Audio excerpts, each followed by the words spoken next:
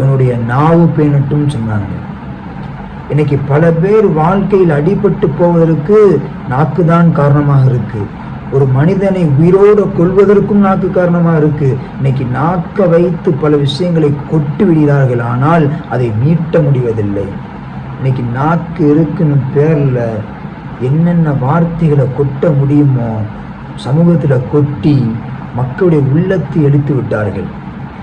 ஒருத்தனை அடிச்சுட்டா கூட ஆறிடும், ஆனா நாவால பேசிட்டா அந்த அடி காலத்தால் மறக்கப்படாத அடின்னு சொன்னாங்க.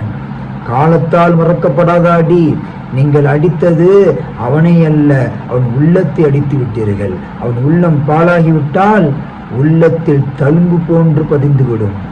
தழும்பு போன்று பதிந்துவிடும். தீயால் கையால் அடித்தால் கூட அடி மறந்து போகும், மறைந்து போகும்.